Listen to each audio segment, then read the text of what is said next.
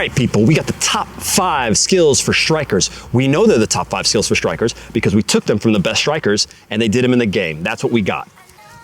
Let's go.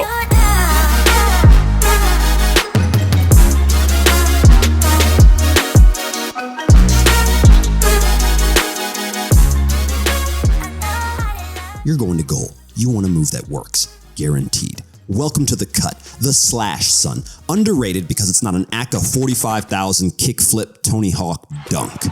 People tend not to pay attention to it, but no, this, my friends, is gold. Here are 2 versions. Number 1, tap the ball out to the side at an angle. It must be far enough out that the defender believes a shot or cross is coming. From there, stop the ball dead in its tracks and shift as quick as possible to get out the other way. You can of course throw the cut again if you're free and rip the shot. As another step up, there's the running cut. R9 was a master of this. To do this, get going at speed away at an angle from the defender and then chop down on the ball and continue with your run in one fluid motion. The idea being that your sharp movement will throw off the defender. Much more difficult, but that much more deadly. There are so many variations of these and we can't go over all of them right now, but if you want a refresher, check out the videos on Dembele and Suarez, who both have very unique and dope cuts.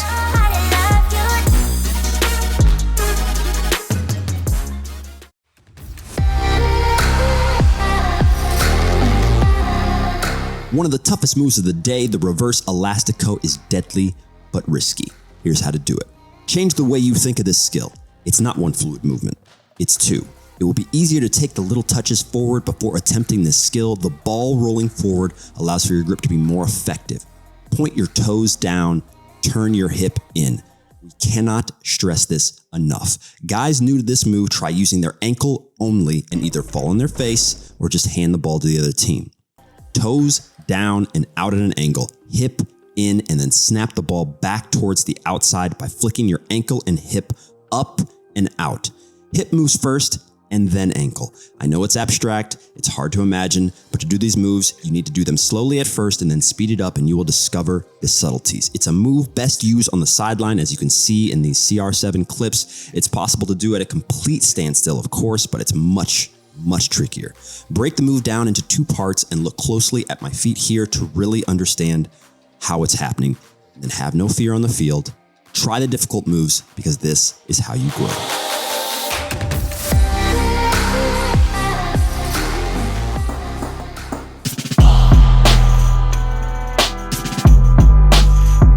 Oh, it's a step over? Well, I've seen this before. Why is this guy talking about a step over? He's not even a pro. He paid all those people to come to the stadium to film the video or whatever comment people say. The reason this is here is because it's gold. And if you find gold, you should share it. That way everyone can ball. Here's the breakdown. Build up speed with little touches toward your defender. You'll notice that that's a theme in today's skills. The step over and the explosion out to the side need to happen at almost the exact same time. Unless, of course, you are incredibly smooth. Think Robinho style. Check out those vids if you want to know more. Now, there are as many styles of stepovers as there are stars in the sky. Always something new to learn. Never forget that. Drop your hip and shoulder when you make the feint to make it more effective, and don't forget to explode. With regards to the double and multiple stepovers, make sure that the ball is continually moving forward. You'll notice something cool you can do is throw a few stepovers and take a couple more touches in between to keep the ball moving at your defender. The beauty of this is that you can watch them react. When you see them starting to shake one way or another, you throw that final step over, you pop out and finish the job.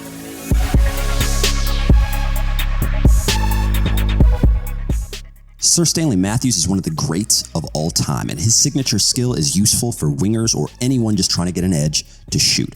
Once again, we break it down into 3 parts. Keep the ball moving forward. This one point will make things easier for you. From there, use the inside of your toe and foot to flick the ball inside and immediately throw it back outside.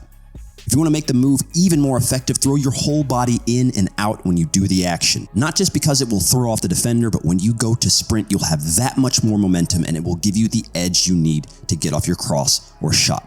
Never forget, of course, this is not the type of move to destroy a defender completely, but it will get them running, in which case you can throw a cut or any number of things to win the battle.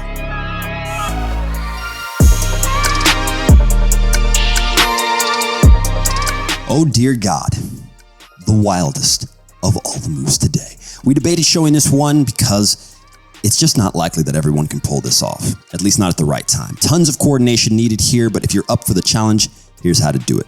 Take it slow on this one, almost walking pace. Approach the defender and start to angle your body to one side. Drag the ball underneath you and into your legs and throw your body wildly over the top like a feint, and then look to get back and recover. The entire move is in the body motion. So much of the ball will be exposed, which makes this the trickiest skill of the day, but once you get it, there is nothing more fun.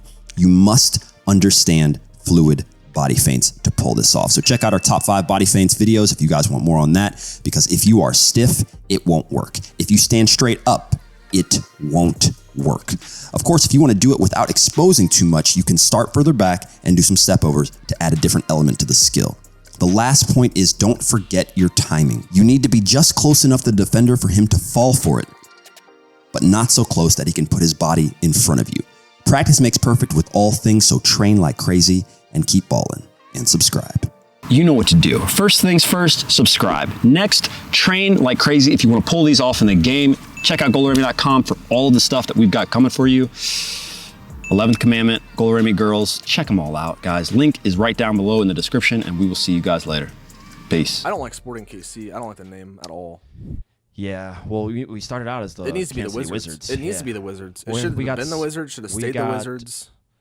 It was in a time when we were trying to rebrand for the stadium, so it's just kind of way bland. cooler. It's bland. It's too cool. It's just too corporate-y. It's too It's straightforward. Safe. It's safe. Sporting KC.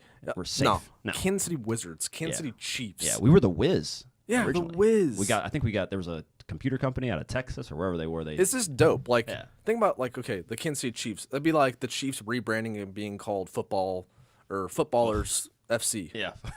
Yeah, that's what it sounds like. It's boring. Yeah, it is. It's boring. It takes away from like the showness of it, you know. Yeah.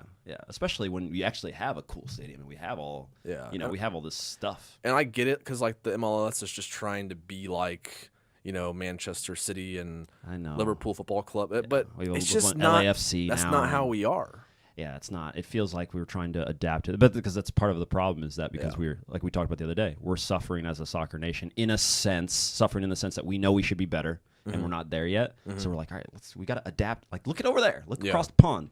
That's working. Light it up, light it up. Ah, light it up, light it up.